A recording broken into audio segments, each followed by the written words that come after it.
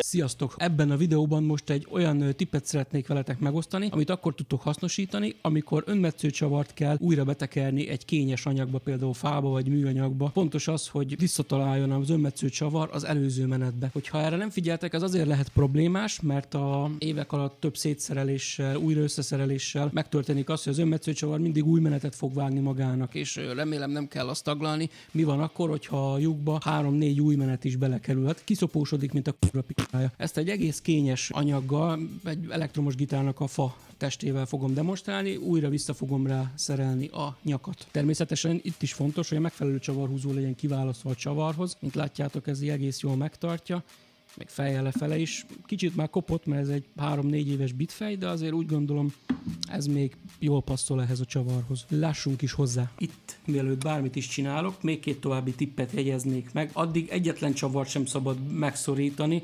amíg nincs az összes csavar a helyén. Mindezt azért, hogy a fedél, vagy egy ilyen nagyobb alátét, vagy bármi, ami van, nehogy félre menjen. Második tipp, hogy amikor már oda kerül a sor, hogy lehet meghúzni a csavarokat, mindig átlósan kell ugrálni. Ha viszont már nem tudtok átlósan ugrálni, akkor mindig a legtávolabbi csavarhoz kell ugrani. És jöjjön a trükk, amiről ez a videó szól, behelyeztem a csavart, aztán először óramutató járásával ellentétes irányba, tehát kifele kell tekerni, majd hallottatok egy kattanást, és csak ezután szabad befele tekerni a csavart. És megtalálta a korábbi menetet. Ennyi, rém egyszerű. Na, kész is. A videón láthattátok, hogy bekattanás után milyen gyönyörűen könnyen beszaladt a csavar a menetbe, nem véletlen, mivel a korábbi menetet megtaláltam, és ugyanabba tudtam visszatekerni. Ennyi lett volna a mai fejtágítás, sziasztok!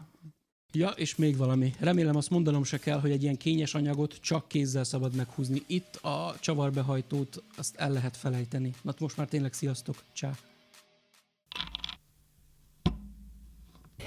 Sziasztok! Ebben a videóban most egy olyan tippet szeretnék veletek megosztani, amit akkor tudtok hasznosítani, amikor önmetszőcsavart kell újra betekerni egy kényes anyagba, például fába vagy műanyagba. Fontos az, hogy visszataláljon az önmetszőcsavar az előző menetbe. Hogyha erre nem figyeltek, ez azért lehet problémás, mert a évek alatt több szétszereléssel, újra összeszereléssel megtörténik az, hogy az önmetszőcsavar mindig új menetet fog vágni magának, és remélem nem kell azt taglalni. Mi van akkor, hogyha a lyukba 3-4 új menet is belekerülhet, kiszopósodik, mint a kurva pikája. Ezt egy egész kényes anyaggal, egy elektromos gitárnak a fa testével fogom demonstrálni, újra vissza fogom rá szerelni a nyakat. Természetesen itt is fontos, hogy a megfelelő csavarhúzó legyen kiválasztva a csavarhoz. Mint látjátok, ez egész jól megtartja, meg fejjel lefele is. Kicsit már kopott, mert ez egy 3-4 éves bitfej, de azért úgy gondolom, ez még jól passzol ehhez a csavarhoz.